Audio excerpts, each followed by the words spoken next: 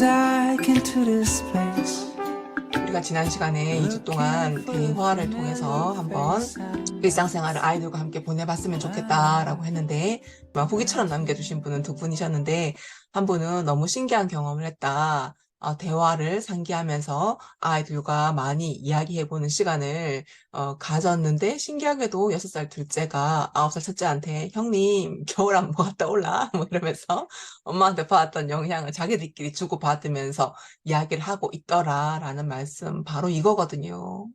제가 끊임없이 강연에서 이야기하는 저뿐만 아니고 막 다른 분들도 이야기를 하실 거라 생각해요. 엄마가 1도만 변해도 아이들은 30도, 60도, 90도 정말 빠른 속도로 변해 가기 때문에 이런 것들을 여러분들이 직접 경험을 하셔야지 나 또 하고 싶고 더 하고 싶고 그 변화를 체감했기 때문에 이걸 놓치지 않고 갈 수 있거든요.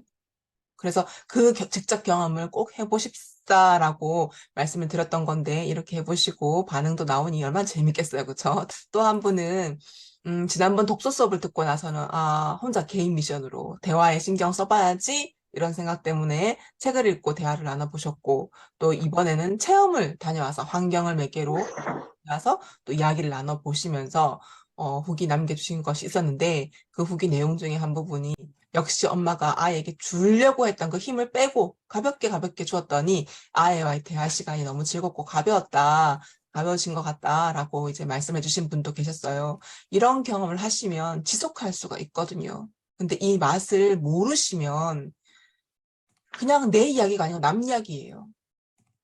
그래서 끊임없이 계속해서 함께 하는 동안만이라도 개별적인 미션, 같이 하는 미션 뭐 이런 것들 주고받고 했으면 좋겠다라는 생각이 드는데 오늘 요 이야기 질문에 대한 이야기도 들어본 다음에 각자가 좀 더 일상에서 이야기를 듣고 끝내지 않고 실천적으로 해 나갔으면 좋겠다라는 생각을 하면서 질문 답변 짜잔! 시간을 가져보도록 하겠습니다.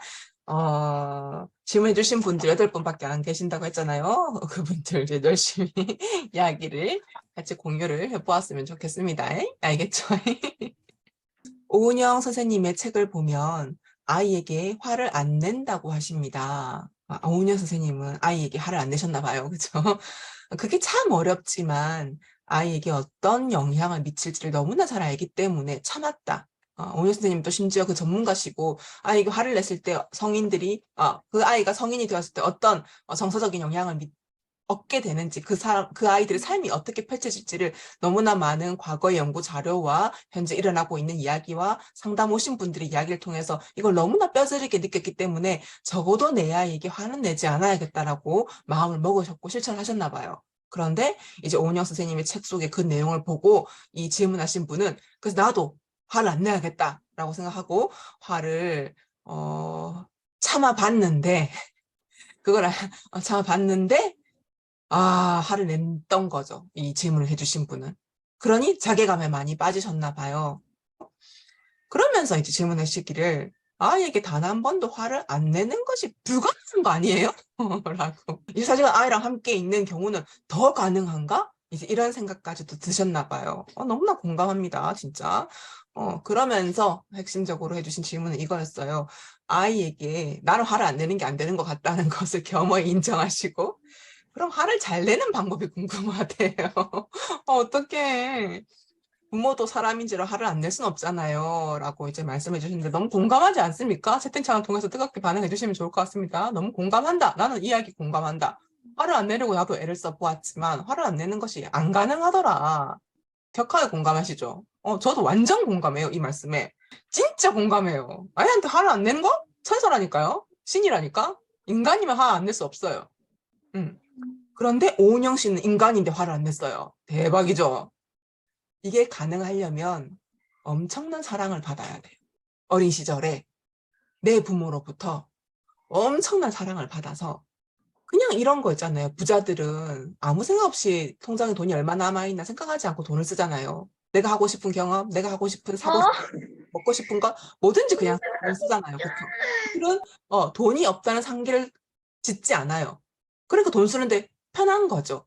그런 것처럼 사랑도 이만큼 쓰면은 내 안에 사랑이 다 사라져버리고 없을 거야. 그러니까 난 사랑을 아껴야 돼. 이런 생각이 아니라 그냥 자연스럽게 어린 시절부터 성장해온 환경이 사랑을 너무 많이 받아서 그 받은 사랑을 주는 것이 아무렇지도 않은 사람들은 사랑을 주고 화를 안 낼 수 있어요. 그런데 대부분의 어린 시절의 부모님이 사랑이라는 이유로, 너를 사랑한다는 이유로, 너를 잘되게 키우겠다는 이유로 아이가 원하는 사랑을 주는 것이 아니라 부모님이 주고 싶은 사랑을 주시거든요. 그 대표적인 것이 공부해라. 여자아이들에게 그만 먹고 살찐다. 남자애들에게 뚝 꺼쳐라. 남자 사내 자식이 그렇게 질질질 짜고 나중에 뭐 이런 이야기들, 그 성과 관련된 어떤 프레임들을 아이에게 씌우면서 그 아이 욕구를 온전하게 바라봐주고 허용해주지 못하고 억눌러요. 감정을. 사랑해서. 그래서 제가 이번에 썼던 신간에 아이가 버거운 엄마가 필요한 아이의 그 이야기가 담겨져 있잖아요. 그 사랑이 이미 오염이 되어 있을 가능성이 높다. 사랑해서 주셨다는 그 마음은 알겠지만 내가 받은 것은 내 욕구를 억누르게 했던 환경일 수 있기 때문에 그건 상처거든요. 그렇다 보니 나도 모르게 어떤 특정 상황에서 내 욕구가 더 많이 눌러진 상황에서 내 감정에 더 많이 상처를 받았던 상황에서 나도 모르게 발작적으로 분노를 표출하게 된다. 음, 음, 사춘기 아이들의 뇌가 전두엽이 완성되지 않았기 때문에 그들은 성장 과정에서 당연히 정서적으로 불안정하다는 느낌이 들 정도로 어른에게 예의도 없이 막 대드는 것처럼 뭐 진짜 애가 내가 아직 다 굳어지지 않았기 때문에 그냥 날뛴다. 라는 그건 사춘기 발달 특성이기 때문에 이해를 해야 된다라고 요즘도 이야기를 하시잖아요. 사춘기에 관련된 책을 읽어보면 그런 것처럼. 그렇다면 성인은 우리는 사춘기도 지났고 전두엽에 다 이미 굳을 대로 굳었는데 완성됐는데 왜 그렇게 사춘기 아이처럼 불안해하고 두려워하고 강박적인 행동을 보이고 화를 낼까? 그죠? 말이 안 되잖아요. 전두엽 측면에서 바라본다면. 하지만 전두엽의 측면이 아니라 또 다른 뇌의 특성상 발달 트라우마라고 하는 이미 성인이 된 내가 어린 시절에 받았던 환경에 의해서 나도 모르게 세팅되는, 나조차 기억도 못하고 인지도 못하고 했을 가능성도 높아요.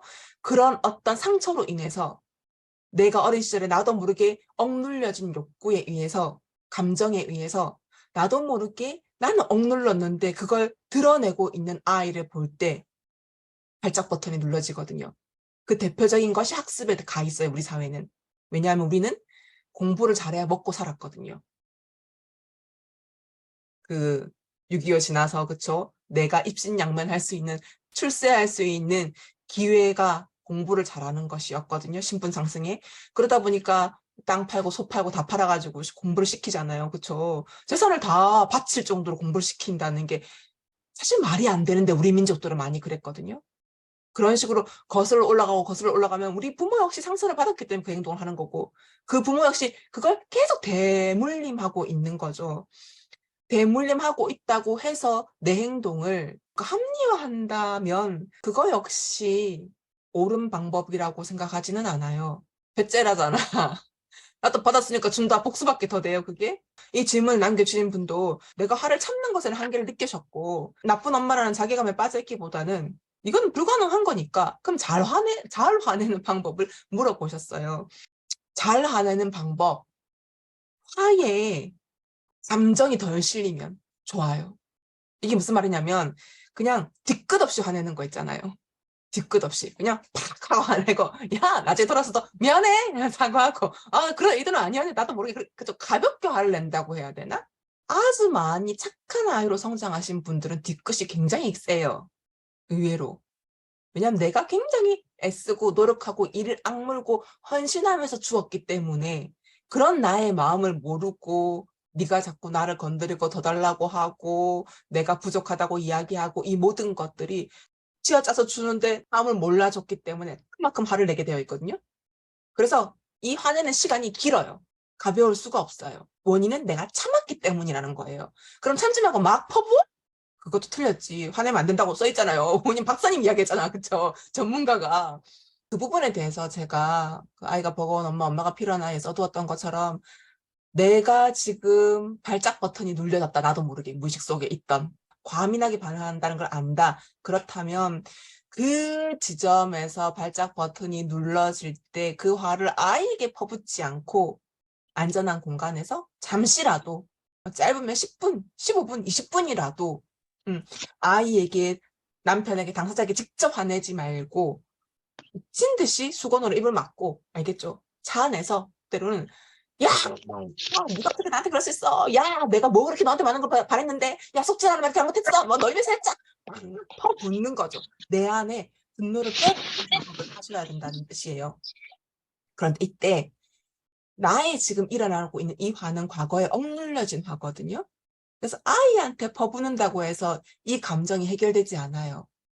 즉, 내가 과거에 이와 유사한 상황에서 억눌러진 것이 본질적인 뿌리 감정이기 때문에 과거로 들어가서 알겠죠? 내 어린 시절에 부모에게 내뱉지 못했던 그 말을 여기서 뱉어야 돼요. 그 훈련이 좀 되셔야 돼요. 저는 수업 시간에 이 작업들을 하고 있잖아요. 오신 분들과 함께. 정말로 아이에게 그래서 화가 확연히 줄어들었다는 이야기를 너무나 많이 들었거든요. 그러면 결국 우리는 무엇을 수용해야 하냐면 내가 과거에 나도 모르게 뭘 기억도 안 나는 어떤 것인지는 모르겠지만 아무튼 나는 지금 특정 상황에서 아이에게 미친 듯이 화를 내는 엄마야 인정하셔야 돼요. 그리고 이렇게 된 데에는 지금 현재 나의 잘못이라기보다는 나 역시 그렇게 길러졌던 억눌렸던 뭔가가 있기 때문이라고 하네? 저 사람이? 그리고 심리 쪽에서는 이게 맞는 말이거든요. 자꾸 과거를 들여다보라고 하는 거거든요. 그렇다면 이걸 나는 모르겠지만 인정을 해야겠다. 그렇다면 이걸 없애는 방법이 뭐라고? 몇몇의 사람들이 이야기하면 명상도 하라고 이야기하고, 그쵸? 이야기하죠. 그리고 하는 감정일 뿐이고, 그 감정 왔다가 사라지는 거니까 그냥 그 감정을 지켜보래. 제3자로 관찰자 시점으로. 그 말도 다 맞아요. 그 모든 걸 다 해보셔요. 근데 중요한 건 시간이 되게 많이 걸려요. 나의 일상은, 아이와 함께하는 일상은 너무너무 소중한데, 이 소중한 일상 동안 나 명상하느라고, 그쵸?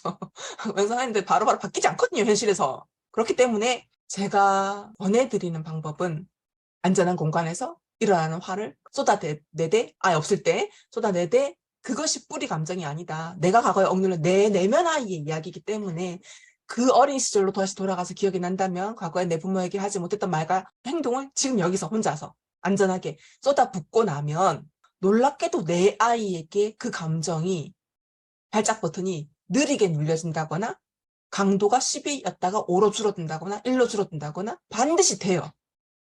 이것을 발작 버튼에 눌려졌다는 것은 과거에 그 지점에서 상처가 많았다는 뜻이기 때문에 한 번으로 되진 않을 수 있어요. 하지만 이걸 반복하면서 일상에서 아이를 키우다 보면 정말 좋은 관계를 맺을 수 있어요. 왜냐하면 엄마가 더 이상 화를 내지 않는다는 것만으로도 아이에게는 안전해짐을 느끼거든요. 그리고 또 한 가지 뭐를 아이가 느끼냐면은 착한 아이 프레임을 가지고 성장한 엄마들은 억눌렀거든요, 자신의 욕구를. 그 억누르다가 내가 더 이상 억누른지도 모르고 그것이 내가 되어버렸단 말이에요. 근데 그 내가 뿌리 감정과 함께 해결하는 과정에서 그것이 해방되기 시작해요. 그 상처가 털어지고 날아가기 시작해요. 그래서 더 이상 착한 아이로 존재하지 않아도 사랑받을 수 있다는 것을 알게 돼요. 그러므로 해서 아이 역시 자연스럽고 자유로워지기 시작해요. 엄마의 변화일 뿐인데도 불구하고 그 영향이 아이에게도 미쳐져요. 그래서 아이도 더 이상 억누르지 않고 자신의 감정과 생각을 이야기하기 시작해요. 이제 상처를 막 벗어던지고 있는 엄마 입장에서는 이 아이 욕구들이 부담스러울 수도 있어요. 하지만 꼭 아셔야 해요. 어쩌면 나도 모르게 내 아이에게 나와 똑같은 상처를 대물림하고 있었을지도 모르는데 이 아이는 지금 가벼워지고 있구나를 자각하셔야 돼요. 그래서 좀 더 가자. 나를 정화시키고 아이에게 줄 수도 있었어. 나도 모르게 줄 수 있었을 그 대물림을 멈추면서 가고 있구나. 이것이야말로 건전한 방법이고 건전한 방향임을 아셔야 돼요. 요 부분에 대한 이야기는 제가 요 뒤에 분 질문을 통해서 계속 반복적으로 들려드릴 테니까 궁금하시고 모르시겠으면 추가 질문 채팅창을 통해서 이야기해 주시고 아니 뭔지는 정확히 모르겠지만 맥락은 이해가 된다 뭐 이런 반응을 해주시면 더 구체적으로 대답을 할지 안 할지 어떤 정도로 틀을 잡을 수 있으니까 채팅창을 통해서 이야기를 해나가면서 오늘 1시간 반의 질문 답변 시간을 가져보았으면 좋겠습니다. 다시 요약해 볼게요. 첫 번째 질문. 아이에게 화를 잘 내는 방법이 궁금합니다라고 했잖아요. 아이에게 화내지 말고 아이가 없을 때 안전한 공간에서 아이에게 냈어야 할 화를 그때 안전한 공간에서 내세요. 그래서 내 안의 분노를 걷어내는 거예요. 그러면 아이에게 화가 안 가요. 이 작업을 계속 하시다 보면 아이에게 화가 안 갈 뿐더러 만분의1처럼 화가 나더라도 가벼워져 있어요.